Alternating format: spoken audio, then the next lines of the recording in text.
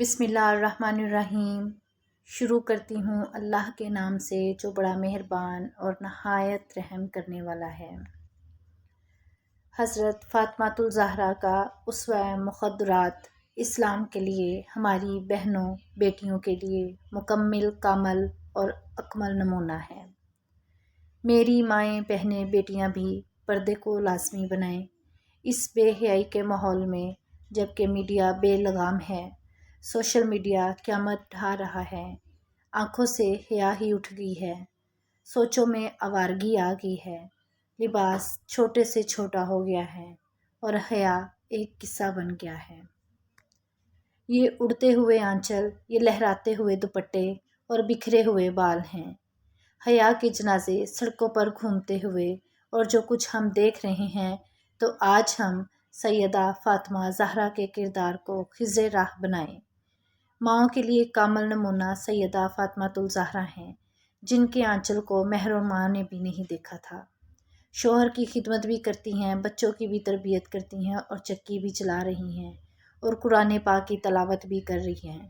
جب آٹا پیسا جا رہا ہے اور قرآن پڑھا جا رہا ہے، وہ آٹا جب بچے کھائیں گے تو حسین ابن علی ہی پیدا ہوں گے۔ آج ہم دلیلیں دیتے ہیں، اسلام تنگ نہیں، تم نے اسلام کے دائرے کو تنگ کر دیا ہے۔ دلیلیں دینے والے سوچیں کہ رسول خدا کی بیٹی کے پردے کا کیا عالم تھا۔ سیدہ فاطمۃ الزہرا رضی اللہ تعالیٰ عنہ کو ہر وقت یہی فکر رہتی تھی کہ ساری زندگی تو میں نے پردے کی حفاظت کی، مرنے کے بعد کی زیادہ فکر تھی۔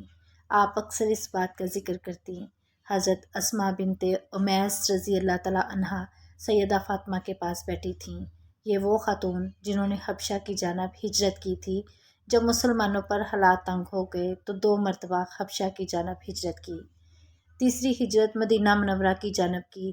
جب حبشہ کی جانب ہجرت کی اور وہاں کچھ وقت گزارا تو وہاں ایک منظر دیکھا کہ 4 پائی کے 4 پاؤں کے ساتھ شاخیں باندھی گئی ہیں، پھر ان کو آپس میں جوڑ دیا جاتا ہے اور اس کے اوپر کپڑا ڈال دیا جاتا ہے۔ یہ ایک ڈولی بن جاتی ہے اور اس میں عورت کا جنازہ ہوتا ہے۔ جب یہ بات سنی تو سیدہ فاطمہ کی خوشی کی انتہا نہ رہی۔ یہ تو بہت اچھا ہوا۔ پھر وہ سیدہ فاطمۃ الزہرا رضی اللہ تعالیٰ عنہا کا جنازہ ایسے پردے کے ماحول سے اٹھتا ہے اور رات کی تاریکی کی تنہائی میں اٹھتا ہے، اور بہت تھوڑے لوگ جنازے میں شامل ہوتے ہیں۔ اور پھر سیدہ فاطمہ رضی اللہ تعالیٰ عنہا کے پردے کا عالم یہ ہے۔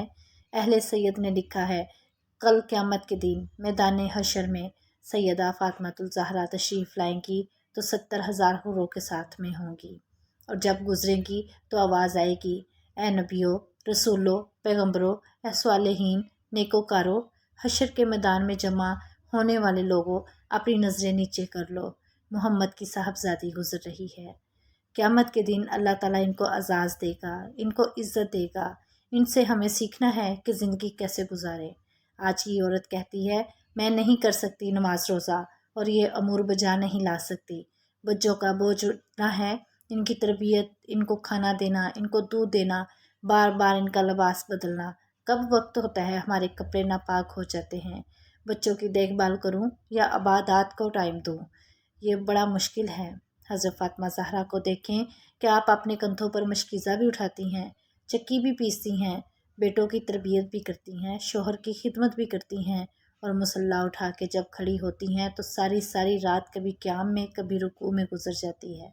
پھر کہتی ہیں، مالک تیری راتیں اتنی چھوٹی ہیں، تیری بندی کا ذوق بندگی پورا ہی نہیں ہوتا، ایک رات تو اتنی لمبی بنا دے تو میں جی بھر کر سجدہ کر سکوں۔ تو انہیں شکوہ رہتا ہے کہ رات اتنی چھوٹی ہے اور میرا ذوق بندگی پورا نہیں ہوتا۔ سارا دن روزے سے گزرتا ہے، رات قیام میں رکوع اور سجود میں گزرتی ہے، اور بیٹوں کی تربیت کی تو وہ کائنات میں ایسی تربیت کا جوہر نہیں دیکھا ہے جو سیدہ فاطمۃ الزہرا رضی اللہ تعالیٰ عنہا کے گھر میں پلنے والے بچوں میں نظر آیا۔ انہوں نے اپنا خون دے دیا مگر دین کی آن پر آنچ نہیں آنے دی۔ میری بہن، میری بیٹی، تو مغرب کی بیٹی نہیں ہے، تو مشرق کی بیٹی ہے۔ تم کوئی دیا نہیں ہو جس کو جو چاہے اٹھا کے لے جائے۔ تم گھر کی رونق ہو، تم گھر کی عزت آبرو ہو۔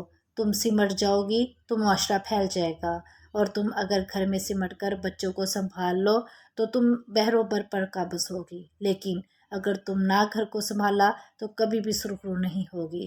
औरत का दायरा कार इसका घर है, 4 दीवारी है और इस 4 दीवारी के माहौल को आसूदा रखे।